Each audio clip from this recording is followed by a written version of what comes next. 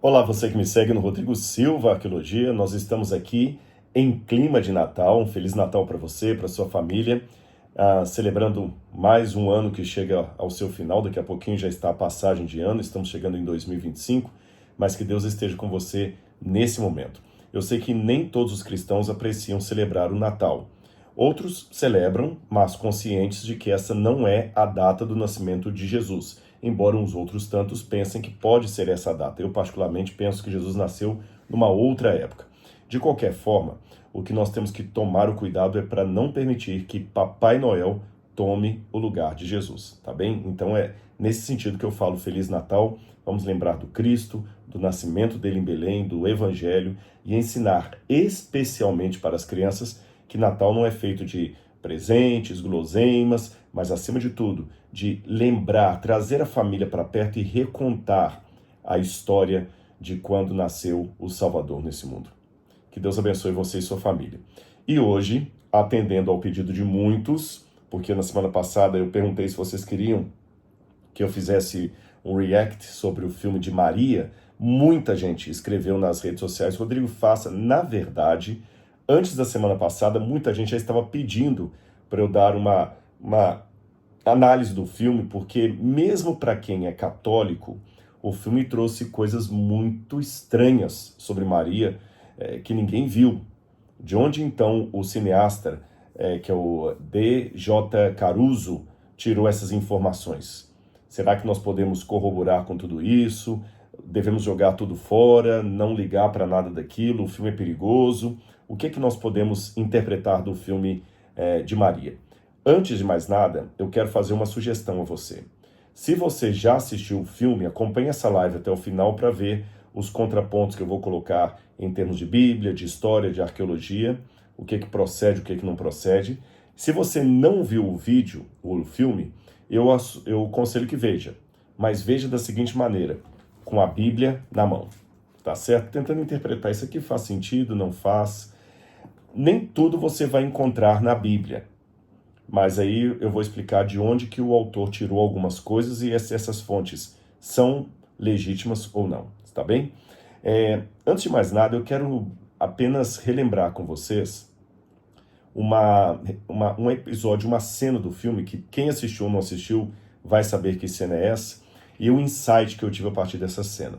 É o momento em que os soldados vão até Belém para matar as criancinhas em busca do menino Jesus.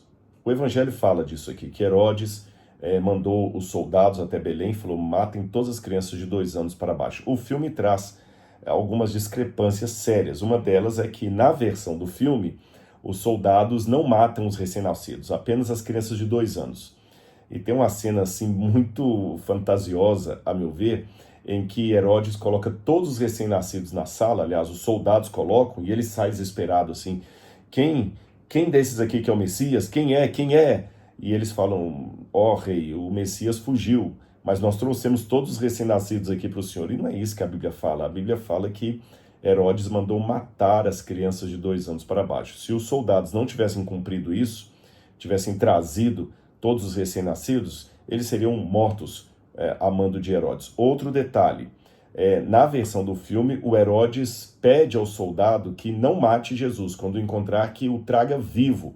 Isso também não faz sentido, porque o Evangelho fala que o rei mandou matar todas as crianças de 2 anos para baixo para ter a certeza que Jesus também tinha sido eliminado. E não que Jesus fosse trazido vivo, o menino Messias, o rei Messias que estava acabando de nascer. Então o filme traz algumas discrepâncias ali em relação à Bíblia Sagrada. Daqui a pouco eu vou falar mais sobre isso.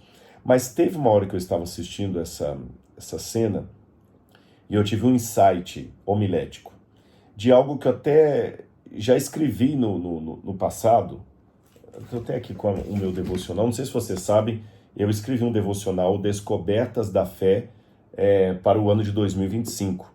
São 365 reflexões que você pode ter com sua família. Inclusive, já estou deixando aqui nesse vídeo o link onde você pode adquirir o devocional. Cada dia tem uma história diferente. Por exemplo, o significado do amém. Aí tem uma passagem bíblica e um comentário de uma página.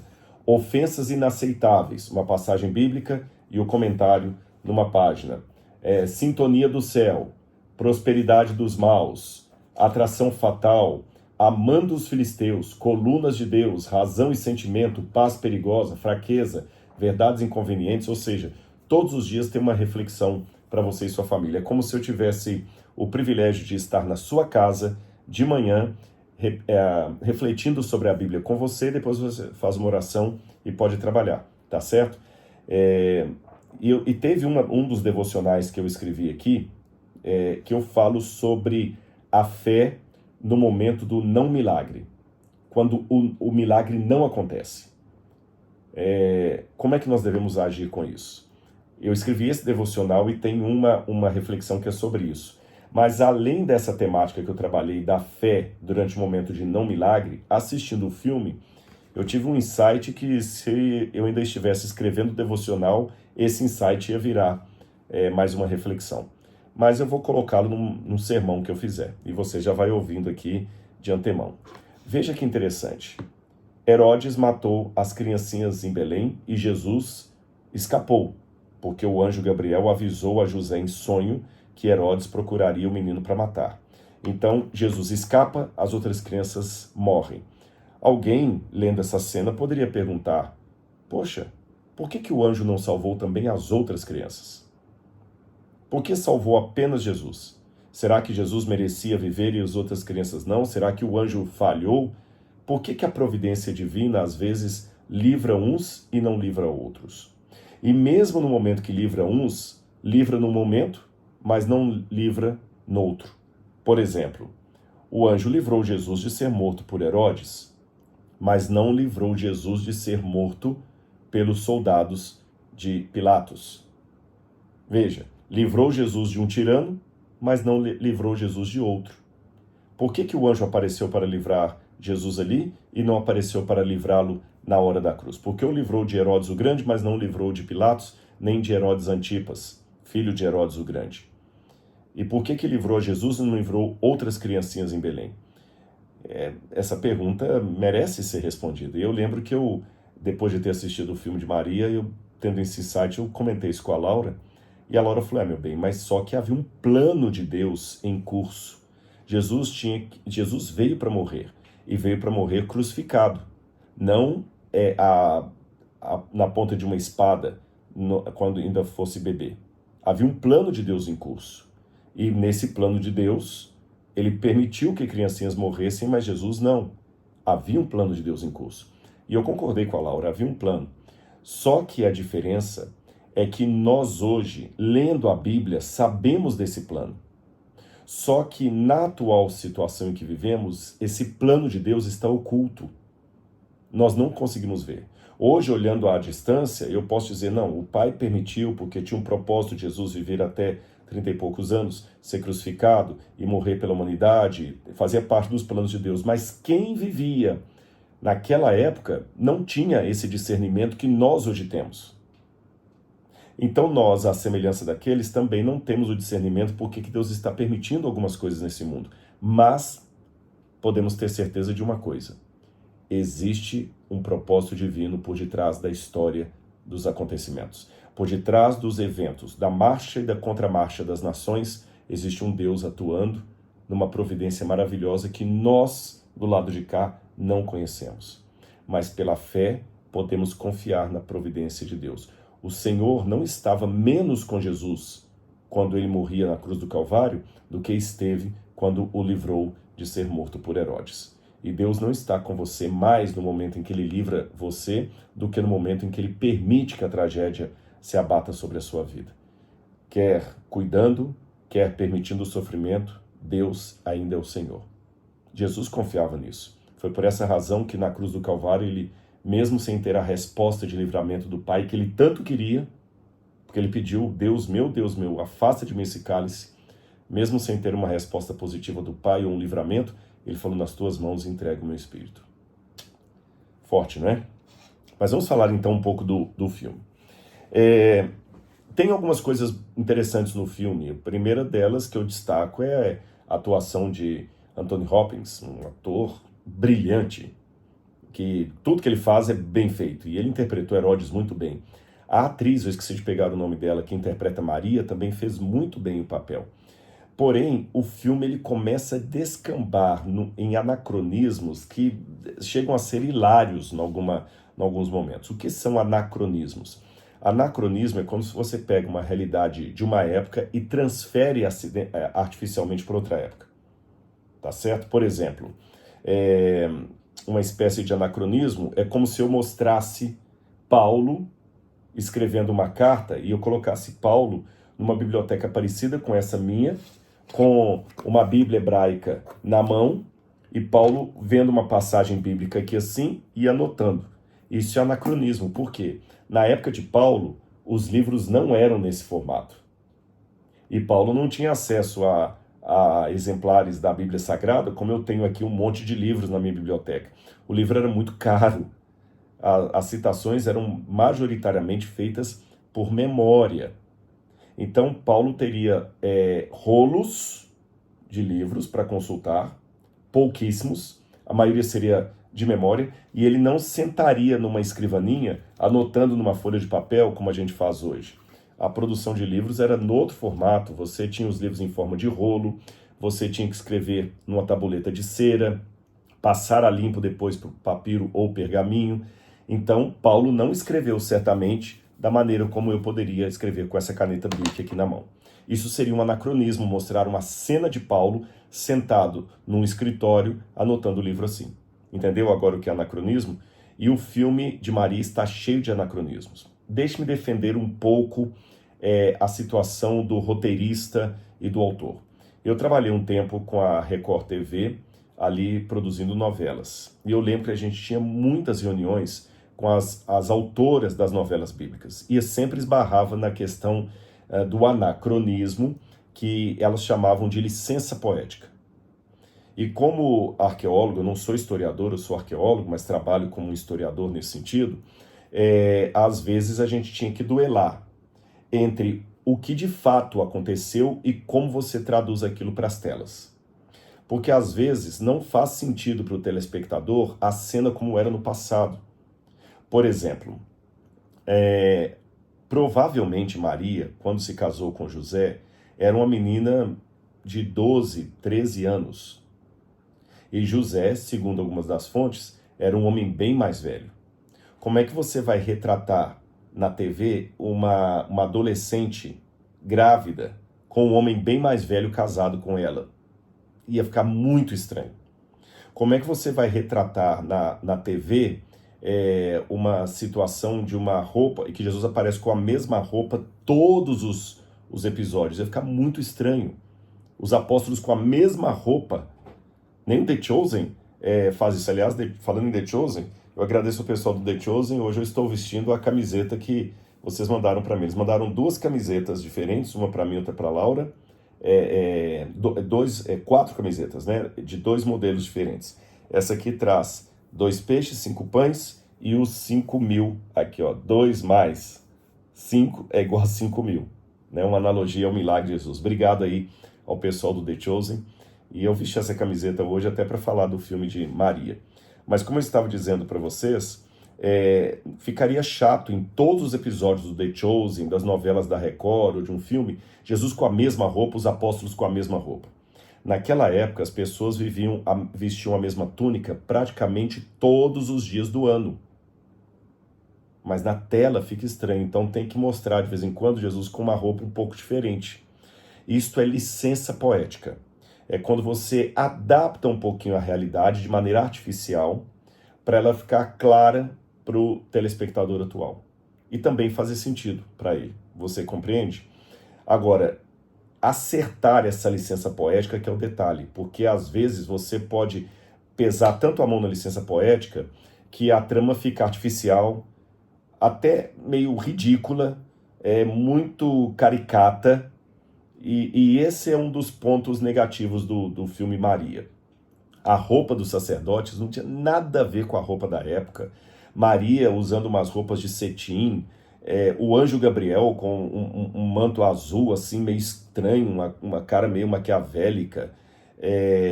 Mas de anjo tudo bem, porque ninguém sabe como é que era a roupa de um anjo.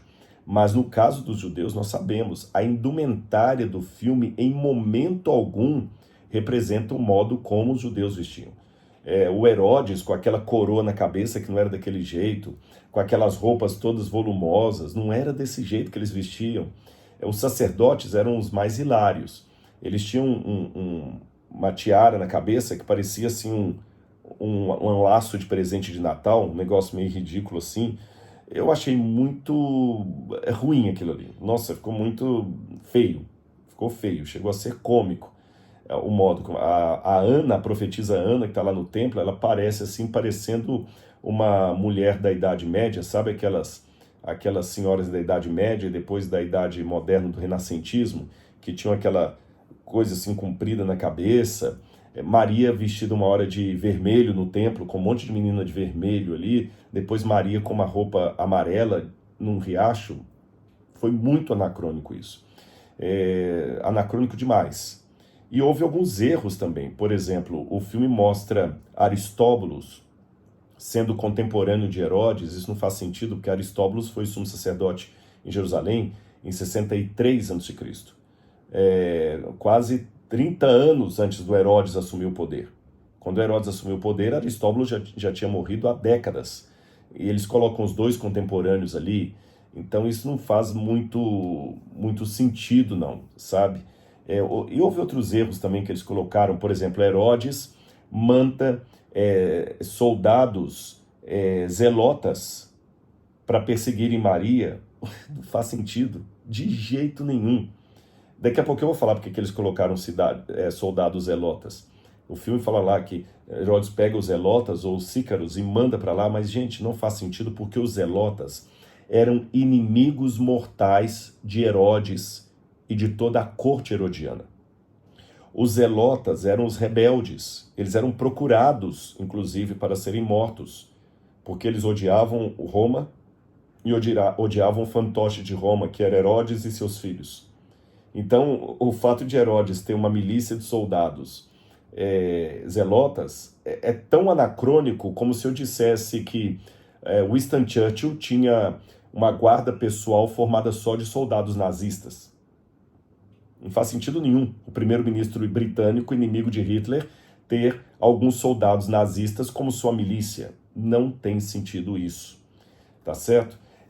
O filme também pega um personagem que aparece lá, que Herodes tem uma cena muito caricata, que ele põe uma coroa de espinhos na cabeça desse líder do templo, que é chamado de Abba Ben Buta. O Abba Ben Buta provavelmente existiu na época de Herodes. E nós temos duas informações sobre ele, uma de Flávio Josefo, outra da Mishnah, só que essas informações são até conflitantes, porque o Flávio Josefo vai falar que o cunhado de Herodes, chamado Custóbaros, o Custóbaros, que era casado com Salomé I, irmã de Herodes. Uma versão, a de Flávio Josefo, vai falar que o Custóbaros protegia o Bababuta, o nome é feio mesmo, né? Ele protegia o Bababuta de Herodes. E ele protegeu o Bababuta, acho que por uns 14 anos. Mas quando Herodes descobriu, mandou matar os dois. Essa é a versão de Josefo. A versão da Mishnah é que Bababuta foi o único líder judeu do templo que foi poupado por Herodes, mas Herodes cegou, vazou as duas vistas dele e ele ficou cego. E ele dava conselhos para Herodes cego. O filme parece mesclar as duas coisas ali e põe o Bababuta junto com Herodes, mas cria aquela cena caricata de Herodes colocando uma coroa de espinhos, com espinho até É interessante que os espinhos que estão ali são espinhos até de porco-espinho. E aí tem um momento de um tipo de porco-espinho que não é típico da região. E aí o espinho vaza o olho dele, depois Maria está lá curando o olho de Bababuta. Mas assim, eu achei que forçaram ali. Outra coisa que forçaram é porque eles quiseram dar uma certa adrenalina e mostra o José, quando Maria está fugindo para o Egito, o José vai lá com uma espada, luta com os soldados, depois vem o pai de Maria também, São Joaquim, e luta também com os soldados romanos. Então, a hora que José mata um dos soldados romanos lá, enrolando o camarada numa rede de pesca que está pegando fogo, muita adrenalina e coloca o José correndo e a Maria pulando. Muito anacronismo, muita coisa sem sentido. Maria vendo Miguel e Lúcifer brigando um com o outro ali, e Miguel chamando Lúcifer de irmão. Então, quer dizer, o filme exagerou, ele errou demais, na minha opinião, na licença poética. Eles erraram a dose. O templo, arquitetonicamente falando, não tem absolutamente nada a ver com o templo da época de Jesus. Nada.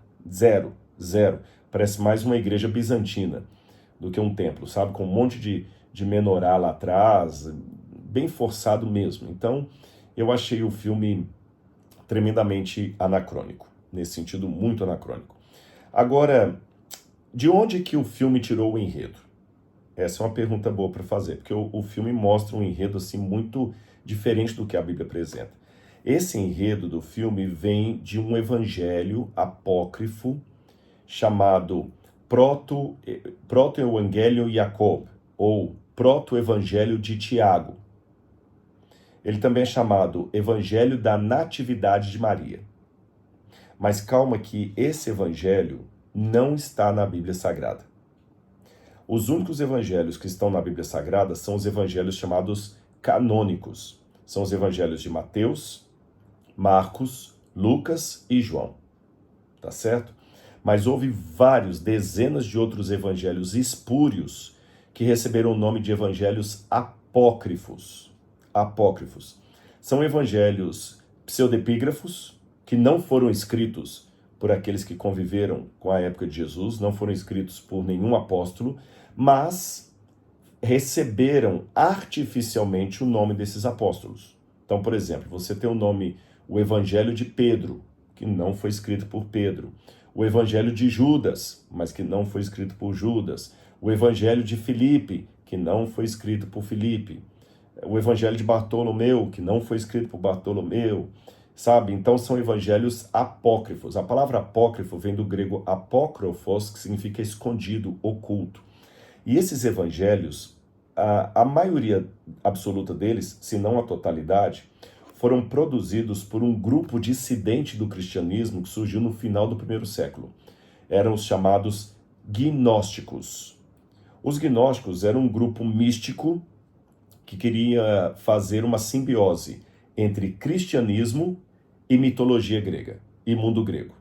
É porque muitos desses gnósticos vinham de Alexandria, ou de Atenas, mas a maioria de Alexandria, onde havia uma forte pressão da cultura helenística, da cultura grega.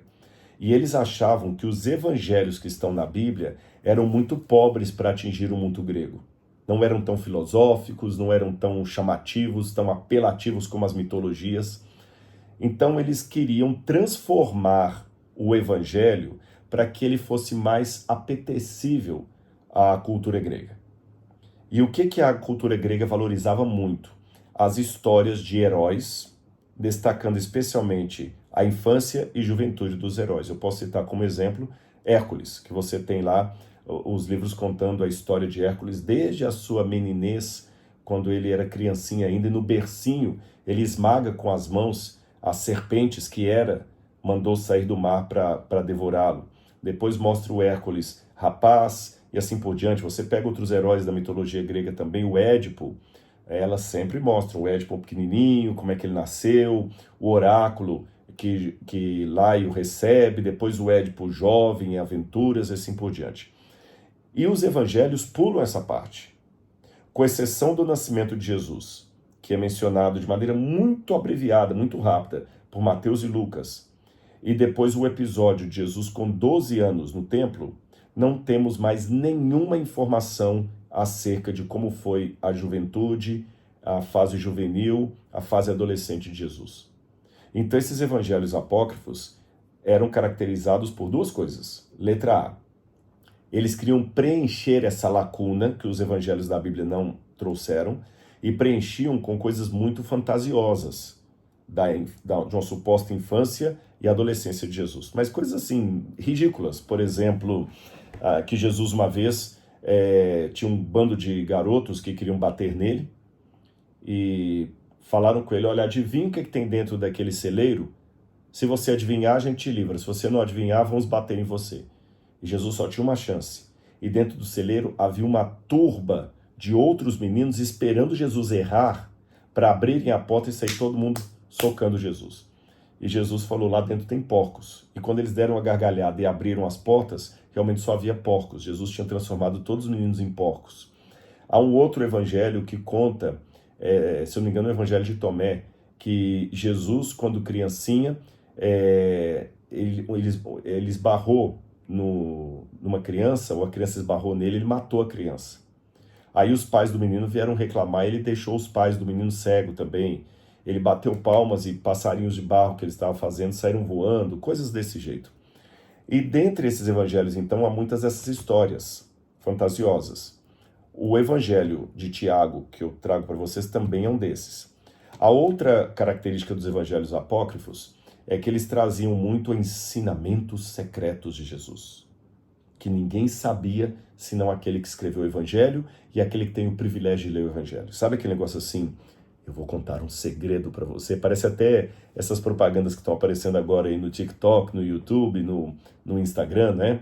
Eu vou ensinar você agora um segredo, como ganhar seguidores no YouTube, como ganhar seguidores no Instagram. Olha, esqueça tudo que falaram sobre criptomoeda. Eu vou te ensinar uma forma de ganhar dinheiro com criptomoeda que você nunca imaginou, mas tem que assistir o meu canal. Então, eles também lançavam mão desse tipo de segredo. Então, Jesus teria contado um segredo para Maria Madalena que nenhum outro apóstolo entendeu. Aí, alguém escreve Diálogos do Ressuscitado com Maria Madalena. Aí você ia descobrir o segredo lendo aquilo ali, ou se fosse um iniciado da seita. Outros contavam que Judas, o evangelho de Judas, que Judas foi o único dos 12 que entendeu a missão de Jesus, por isso ele traiu Jesus. E o evangelho de Judas contava isso. Então, esses eram os evangelhos apócrifos. Eles não faziam parte do ciclo original. E eles começaram a ser produzidos por volta do 2º século depois de Cristo em diante. Esse evangelho, o proto-evangelho de Tiago, ele foi escrito por volta do ano 150. E é grandemente no evangelho de Tiago que o DJ Caruso se baseia para fazer o filme de Maria. Aí aqui eu tenho um alerta. Muitos católicos, principalmente, demonstraram ao longo da história um apreço pelo Evangelho de Tiago, porque ele é o mais antigo documento a falar da virgindade perpétua de Maria. Você sabe, existe um dogma da igreja, que é o dogma da virgindade perpétua de Maria. Esse dogma foi estabelecido no 6º século, no 2º concílio de Constantinopla, por volta de 500, não sei se é 533, 532, por aí. Teve o concílio de Constantinopla e ali foi oficializado o dogma da virgindade perpétua de Maria, que Maria, quando Jesus nasceu, ela era virgem, isso os evangelhos falam, mas Maria continuou virgem depois de toda a sua vida. José nunca teve relação sexual com Maria. Mas fora esse concílio, não foi um sínodo, não, foi um concílio mesmo de Constantinopla, o 2º concílio de Constantinopla, o documento mais antigo que fala de uma virgindade perpétua de Maria é esse evangelho de Tiago. Então, por isso, muitos católicos lançam mão desse evangelho para dizerem que já havia, no 2º século, muito antes do concílio de Constantinopla, uma crença que Maria era virgem. Mas mesmo aqueles que se valem desse evangelho para dizer que já havia essa crença, não levam esse evangelho a sério, por várias razões. Primeiro, que ele nunca entrou no cânon das escrituras. Ele nunca foi reconhecido nem pela Igreja Católica, nem pela Igreja Ortodoxa, pelos braços da Igreja Oriental, nem pelas igrejas protestantes. Ele nunca esteve na lista para ser canonizado. Segundo, São Jerônimo, quando estava traduzindo a Bíblia, considerou esse evangelho espúrio. Falou que ele não era digno de crédito. Orígenes também, que escreveu por volta do ano 150, a época que o evangelho tinha acabado de ser produzido, Orígenes também disse que esse era um evangelho espúrio, que não deveríamos perder tempo com ele. Esse evangelho também é mencionado por Clemente de Alexandria, mas não endossado, e por Justino o Marte, tá certo? Mas Orígenes critica, São Jerônimo critica, 3 papas soltaram documentos dizendo que esse evangelho não era digno de ser nem lido pelos católicos. O primeiro foi o Papa Damaso, ou Damásio, que considerou esse evangelho corrompido. O Papa Inocêncio II também considerou esse evangelho, todos do terceiro, do quarto e quinto século. O Papa Inocêncio II também escreveu um documento condenando o evangelho apócrifo de Tiago.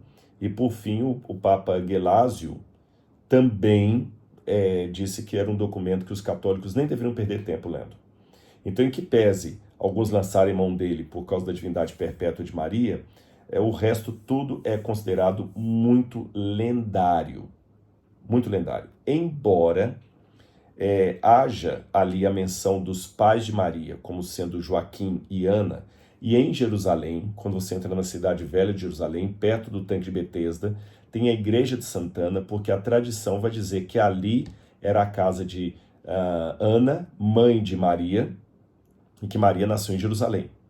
Mas há outros documentos antigos que dizem, por exemplo, que Maria ficou órfã aos 10 anos e por isso que ela foi para o templo.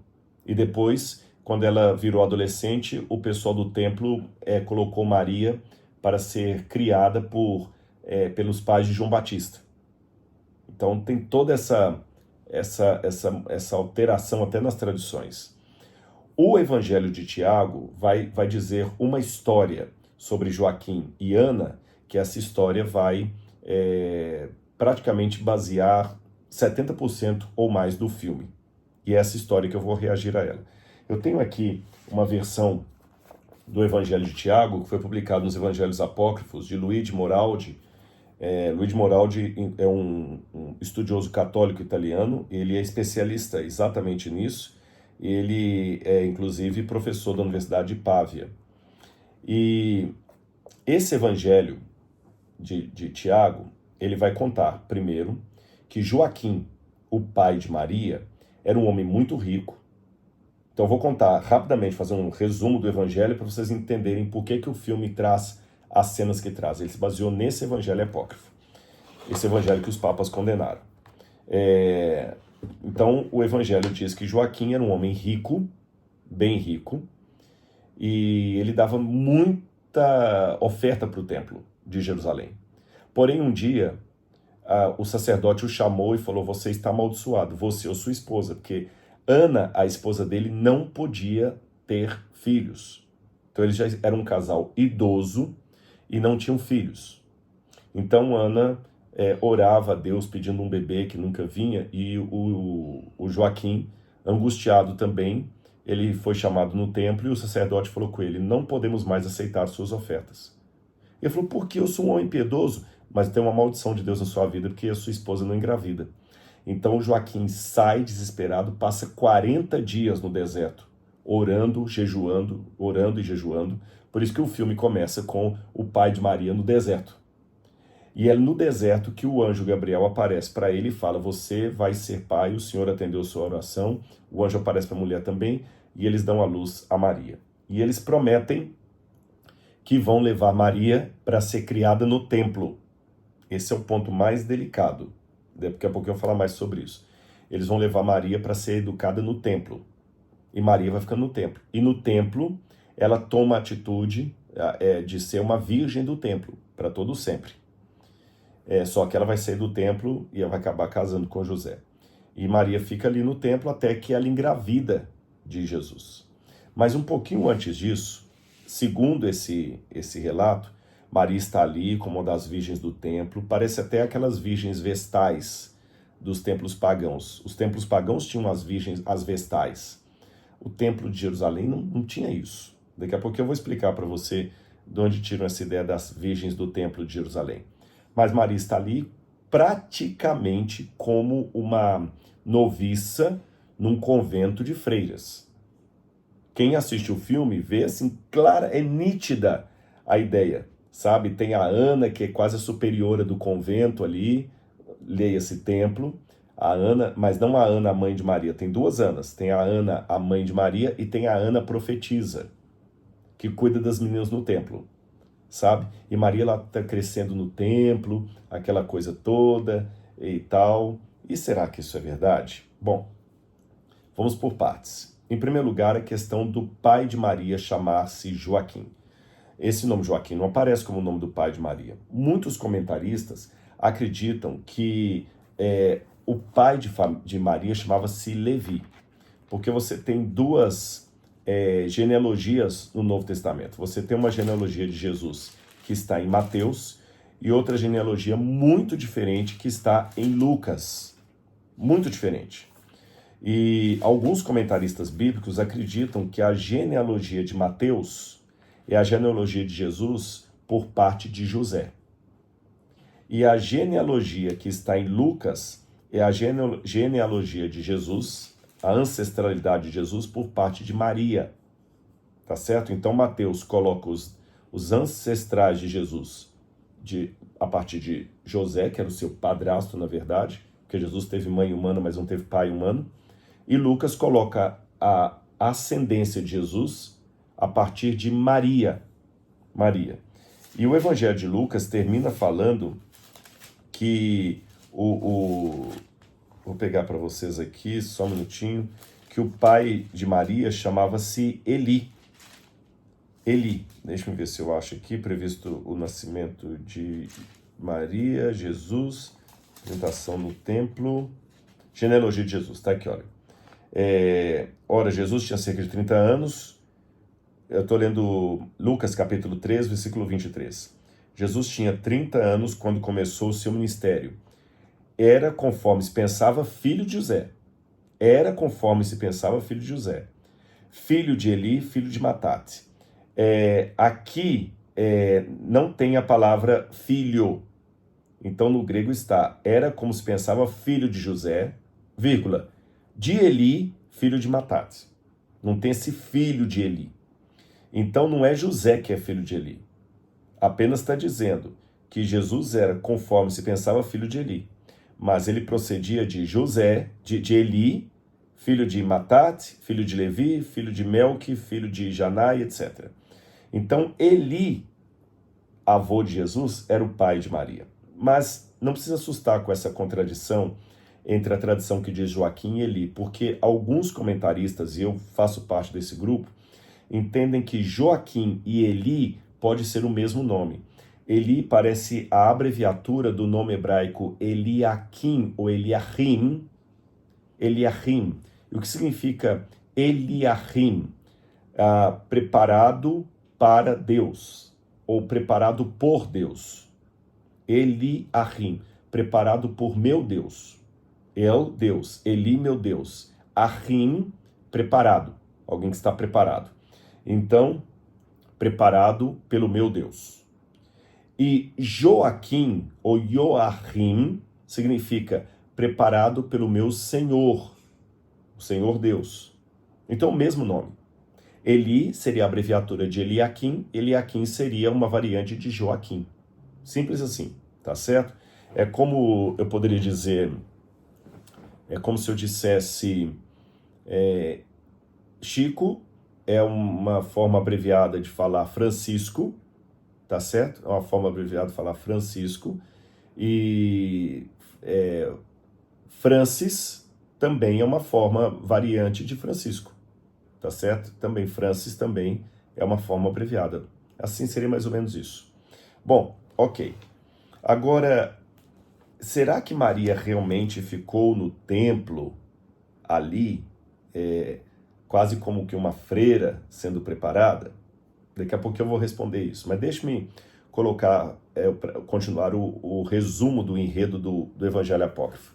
Então Maria está lá no templo, cuidando como uma freira, e quando ela vai ter a primeira menstruação dela, ela vai virar mocinha, como eles dizem, aí o sacerdote chega para Maria e fala, Maria, você agora vai engravidar, você vai menstruar, então você não pode continuar no templo, porque se você menstrua, você vai profanar o templo.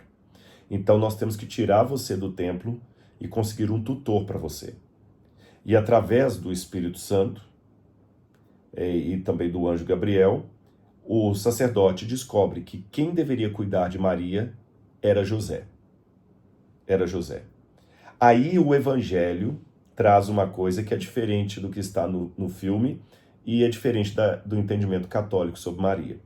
O Evangelho vai dizer que José recusa, José é o escolhido, e o sacerdote sabe que ele é o escolhido, mas José recusa, ele recusa dizendo o seguinte: eu sou um homem de idade e já tenho filhos. Se eu cuidar de uma menina, vão falar mal de mim. Mas o sacerdote insiste, não cuida dela porque é a sua obrigação. Então José cuida de Maria, só que nesse meio tempo ela engravida. Aí José vai devolver Maria para o templo estando grávida. O sacerdote fica injuriado com aquilo, pensa que ele engravidou Maria e que ele quebrou o voto dela de virgindade, e ela fala que não, que era do Espírito Santo, etc, etc. Aí que José se casa com Maria, o que é uma contradição também com os evangelhos. José se casa, porque o evangelho fala que Maria já estava desposada com José quando o anjo aparece para ela. José casa com Maria, Herodes tenta matar o menino, eles fogem para o Egito, só que antes de fugir para o Egito, José leva Maria para Belém e Jesus nasce numa gruta. Essa ideia de Jesus nascendo em gruta começou com esse evangelho apócrifo aqui. E aí o filme mais ou menos baseia-se nisso aí, tá bem? Agora, em que esse evangelho discorda da Bíblia? Vamos com calma. A primeira coisa que você tem que entender é assim, essa tradição dos evangelhos apócrifos, ela não pode ser totalmente jogada fora. Eu vou dizer a vocês por quê. Existem elementos da tradição oral que foram preservados nos evangelhos apócrifos. Veja bem, por exemplo, o caso do evangelho de Tiago. Ele está no ano 150 de nossa era. Foi a época que a gente calcula que ele foi produzido. 150, eu estou falando que ele está há 120 anos depois de Jesus. 120 anos é um tempo que ainda dá para preservar algumas tradições orais, ou talvez até alguns documentos escritos mais antigos, que hoje se perderam por completo, mas naquela época ainda estavam mais ou menos preservados. Então eles podem sim conter alguns elementos de historicidade que não foram preservados no Novo Testamento. Quer que eu dê alguns exemplos para você? Você já ouviu falar que Pedro foi crucificado de cabeça para baixo? Pois é, Pedro crucificado de cabeça para baixo. Onde está isso na Bíblia? Em lugar nenhum. Você tem isso em textos, em evangelhos apócrifos, na Acta Martíria, e também nos Atos de Pedro. Paulo, como é que Paulo morreu? Degolado, mas a Bíblia não fala isso. Mas nós temos isso nesses documentos apócrifos. João caiu num tacho de azeite fervendo e saiu ileso e morreu apenas de velhice. A Bíblia não fala isso. Nós temos nesses textos aí. Você compreende? Agora, eu também não posso, por um lado, rejeitar tudo que os apócrifos dizem, nem, por outro lado, abraçar tudo que eles dizem como sendo factível. Uma coisa é o texto apócrifo mencionar algo que não está na Bíblia. Outra coisa é ele mencionar coisas que estão contradizendo a Bíblia. Vou dar alguns exemplos para você. Na verdade, eu até já citei alguns, mas eu vou dar outros tantos aqui para você. A primeira coisa que me chama a atenção é que o evangelho apócrifo e o filme também dão a entender que Maria foi a única filha de Joaquim e Ana. Que ela foi a única filha. Isso não é verdade. Sabe por quê? Quando a gente vai aqui no Evangelho de João, no finalzinho do Evangelho de João, que fala sobre as mulheres que estavam ao pé da cruz, vendo o sofrimento de Jesus, o Evangelho de João diz assim, Evangelho de João capítulo 19, verso 25. E junto à cruz estavam a mãe de Jesus, a irmã dela, Maria, mulher de Clopas, e Maria Madalena. Então tinha uma irmã da mãe de Jesus ao pé da cruz. Que para mim essa irmã da mãe de Jesus era Salomé, mulher de Zebedeu, a mãe de Tiago e João.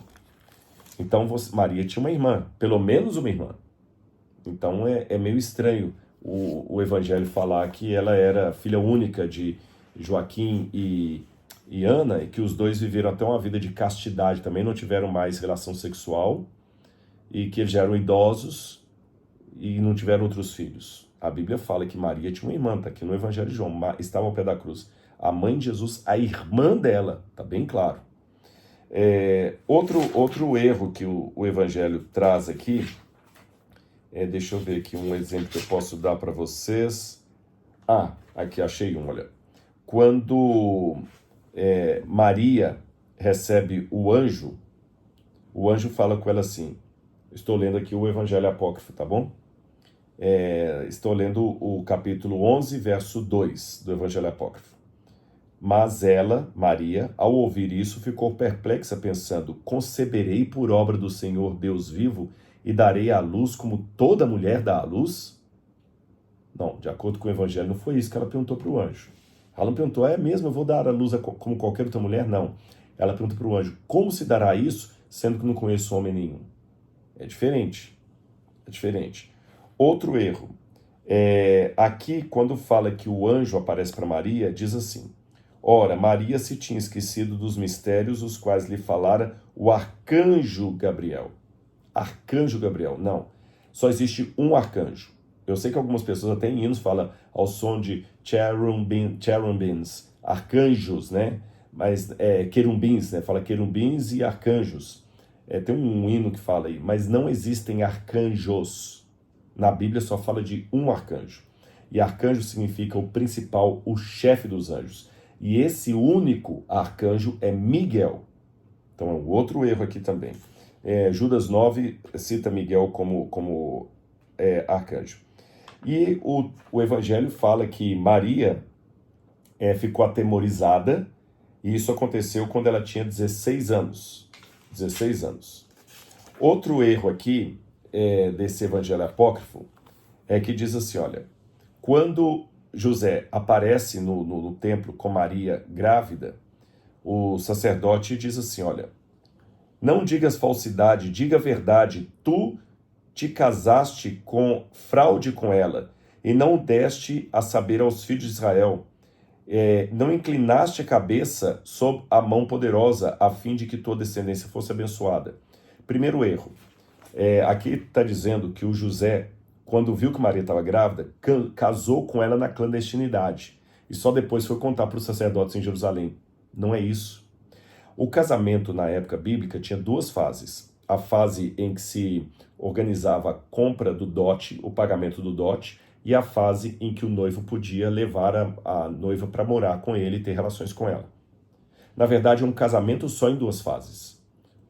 O intervalo entre uma fase e outra é quando o noivo está levantando o dinheiro do dote. Por isso que o Evangelho fala que Maria estava desposada de um homem, ela já estava casada com ele, quando o anjo Gabriel passou. Ela estava na primeira fase, tá certo? Aqui no Brasil, o noivado não é considerado casamento, mas na cultura bíblica, o que chamamos de noivado já era um casamento. O estado civil dele é casado. Só que ele casa e depois ele tem aproximadamente 1 ano para levantar o dote, aí ele volta, dá o dote para o pai da noiva e vem buscar a noiva para a casa dele. Aí eles podem ter relação sexual. Foi nesse ínterim que Maria apareceu grávida. Então, não procede o que o Evangelho falou, que José casou com ela às ocultas e depois ganhou um pito do camarada do santuário. Outra questão, Maria não era proibida de casar com José. Terceiro, não era o sacerdote que fazia casamento.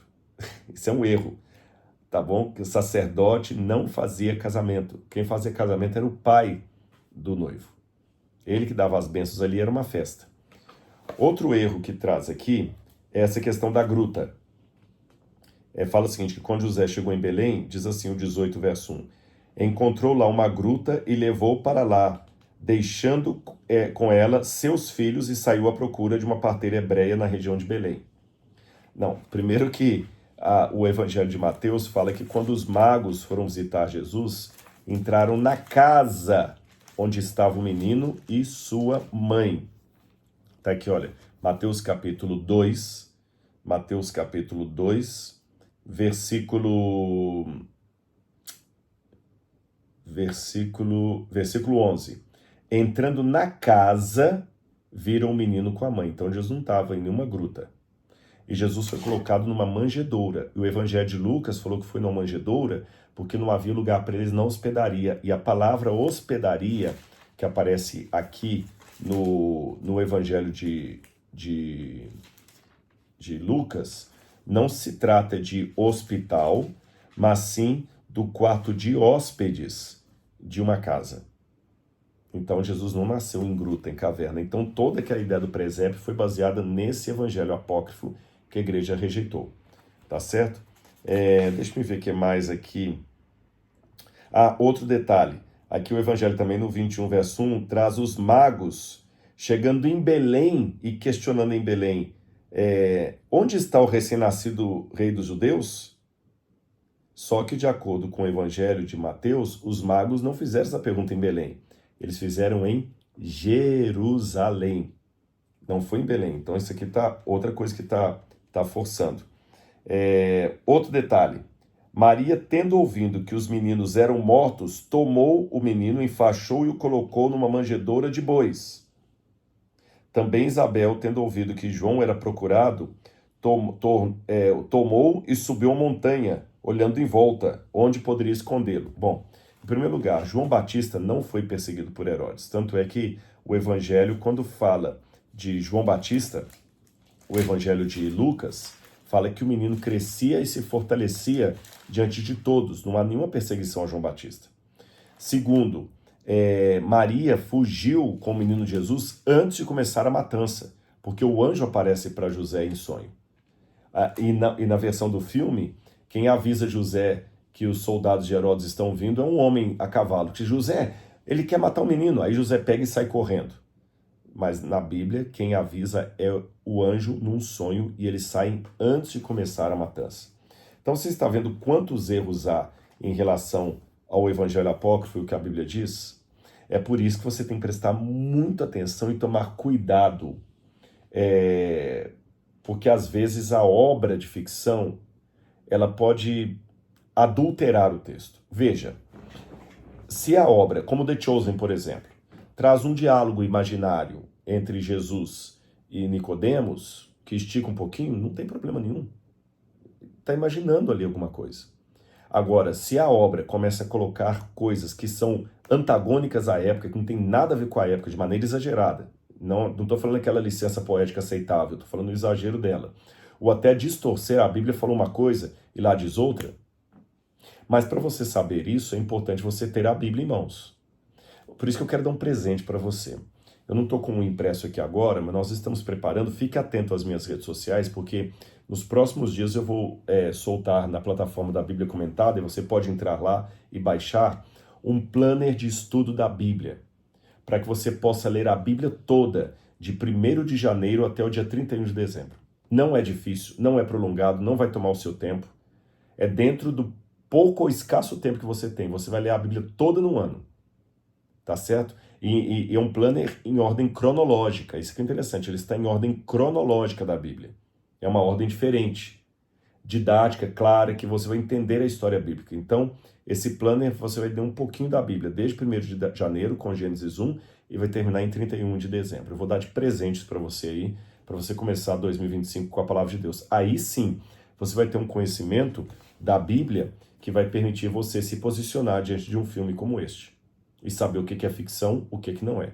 Senão você corre o risco de trocar a novela bíblica pela leitura da Bíblia. Eu lembro que muita gente, quando a gente estava com a novela da Record, saía perguntando lá, e a Nefertari? Não tem a Nefertari na Bíblia. Aí o Ramsés, sabe? Então, cuidado. Você pode assistir esses filmes, deve até, mas sempre comparando com a Bíblia. Para terminar, falta uma coisa do filme que talvez é a que mais chamou atenção e eu deixei para o final. É o fato de Maria estar numa espécie de convento dentro do templo. Isso procede? É verdade? Bom, não. Deixe-me colocar primeiro os argumentos que são usados para falar que Maria poderia estar no templo. Se você ler passagens como, por exemplo, Êxodo, capítulo 38:8. Achei aqui, ó.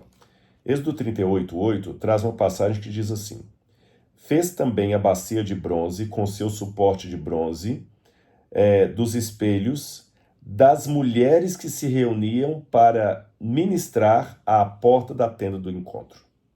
O que Moisés está falando aqui é que havia mulheres que se reuniam à porta da tenda do santuário móvel do deserto. E eu gostei que o tradutor colocou se reuniam para ministrar, porque a palavra hebraica, tsevá, significa vigiar. Ministrar, vigiar, cuidar.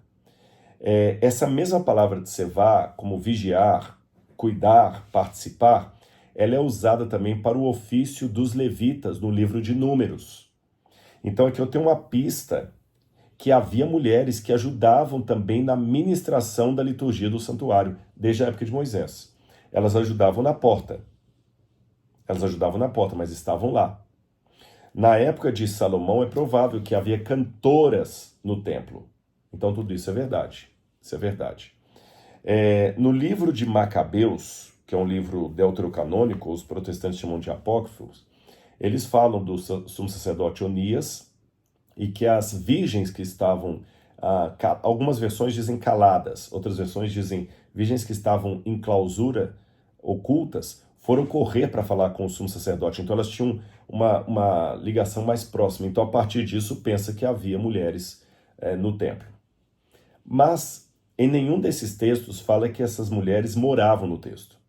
A passagem que eu li para vocês aqui de Êxodo fala de mulheres que ministravam à porta do templo, não fala que eram virgens. O livro de Macabeus fala que eram virgens, mas não fala que elas moravam dentro do templo. Só fala que elas estavam ali e correram para o sacerdote. Era um momento de crise, de guerra, a guerra dos Macabeus. Outra passagem fora da... É a única coisa que na Bíblia é isso. Fora da Bíblia, você tem passagens de Flávio Josefo e também do Talmud, que ao descreverem o Templo de Salomão, falam de uma praça que era chamado de Átrio das Mulheres. Átrio das Mulheres. Então muita gente fala, veja, tem o Átrio das Mulheres lá.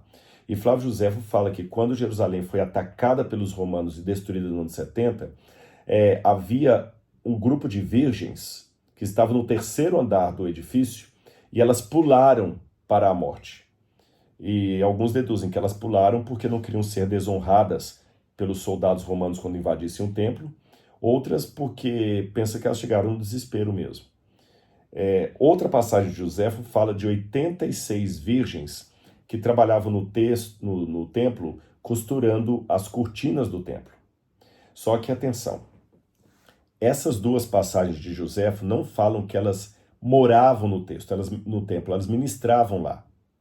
Segundo, não fala que elas ficavam virgens para sempre. Eram virgens que ajudavam ali, na tecelagem. O pátio das mulheres não é o pátio das virgens. Por que ele é chamado pátio das mulheres? Há uma discussão do porquê, qual era o acesso das mulheres ao templo, mas a maioria dos comentaristas entende que esse pátio das mulheres se firmou mais na época de Herodes Antipas. Isto é, depois do nascimento de Jesus. E não na época de Herodes o Grande. Esse é o primeiro problema. Segundo, no pátio das mulheres havia 4 câmaras. A primeira câmara era para sacerdotes que tivessem tido algum problema de contaminação, voluntário e involuntário. Ele teve relação sexual com a esposa dele, então esse sacerdote tinha que ir para essa câmara como uma quarentena para ele poder se purificar e voltar a ministrar no santuário. Entende? Uma segunda câmara que havia era para alguém que eventualmente contraiu lepra e foi curado, então ele ia para essa segunda câmara e ficava um tempo ali até ser examinado pelo sacerdote e declarado realmente limpo. Aí ele podia sair e conviver de novo em sociedade. A terceira câmara era a câmara para quem havia feito o voto de nazireu, e esse voto era por um tempo na vida, então ele ia lá para concluir, entregar o voto dele. Vamos supor que o sujeito fez um voto que ele ia ser nazireu por 4 anos. Quando terminava o período, ele ia lá. Aí, ele, durante o período de nazireato, ele não poderia cortar o cabelo, não podia cortar a barba. Então, nesse dia, ele ia lá, cortava o cabelo, entregava o voto dele. Quer dizer, eu prometi ao Senhor que eu seria nazireu por 4 anos e eu fui. E a quarta câmara, seria... Isso o Flávio Josefo não diz, quem diz é a Mishnah, o Rabi, esqueci o nome do rabino agora, que seria uma câmara para guardar, para receber vinho e azeite do santuário. Agora, dessas 4 câmaras, o que a gente aprende? Primeiro, homens frequentavam aqui. Então, o pátio dos homens era exclusivo dos homens, mas o chamado pátio das mulheres era um lugar que havia mulheres e homens também transitando ali, porque tinha essas 4 câmaras dentro desse pátio das mulheres. Segundo, das 4 câmaras, as 2 únicas que permitem a presença feminina seria a dos leprosos, porque uma mulher leprosa tinha que passar pelo mesmo processo, e também do voto de Nazireu, porque, pasmem, havia mulheres como Berenice, como Helena, que são mulheres judias descritas como mulheres que fizeram o voto de Nazireu. Então elas podiam ir para lá. Mas nenhuma dessas câmaras funcionava como abrigo para morar ali no templo. Tá certo? Não faz sentido. Então, essa história de que havia virgens morando no templo, como se o templo fosse uma prévia dos conventos hoje, não faz sentido. Até o fato de colocar Ana como a mulher que estava lá no templo do Senhor, e que ela atuava ali também, isso não faz sentido. Eu vou dizer a você por quê. Olha o que fala aqui sobre Ana. Lucas capítulo 2, verso 36. Havia uma profetisa chamada Ana, não confunda com a Ana, mãe de Maria, filha de Fanuel, da tribo de Asser. Ela era bem idosa, tendo vivido com o marido 7 anos desde que tinha se casado. Agora era viúva.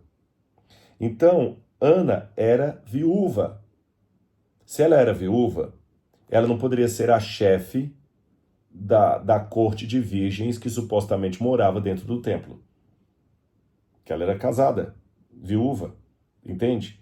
Então, quando o filme mostra aquela Ana lá dentro do templo, quase como uma sacerdotisa, isso é bem anacrônico, bem mitológico, não faz sentido, tá certo?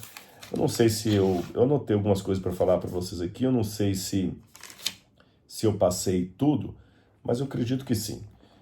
Poderia falar outros elementos, outras coisas, mas eu acho que aqui deu para você ver de onde o filme se baseou para fazer a história de Maria. Não foi tanto nos evangelhos apócrifos, foi mais no evangelho... Não, perdão. Foi mais no evangelho apócrifo do que nos evangelhos sinóticos. É uma obra que vale a pena assistir para você ver o que é que ela está errada, mas não para confundir com a Bíblia Sagrada. Eu espero ter ajudado você nisso e eu espero que você tenha entendido a importância de estudar a Bíblia também dentro do seu conceito, contexto maior, dentro do próprio texto. Então eu vou ratificar o meu convite. Se você quiser adquirir a Descobertas da Fé, você pode entrar no link aqui e a partir de 1º de janeiro você começa a ler os devocionais diários. E se você ficar atento às redes sociais, em breve eu vou estar fazendo o upload do planner de leitura da Bíblia para 2025, para você acompanhar a leitura da Bíblia com o devocional. Quem sabe, o seu culto diário, você pode ler o devocional e depois uma passagem da Bíblia, e no final do ano você terminará de ler o devocional de 2005 e a Bíblia Sagrada inteirinha. Que tal? Legal, né? Um grande abraço para vocês, gente, um beijo no coração e feliz ano novo para todos. Que Deus abençoe vocês e a família de vocês. Tchau, tchau.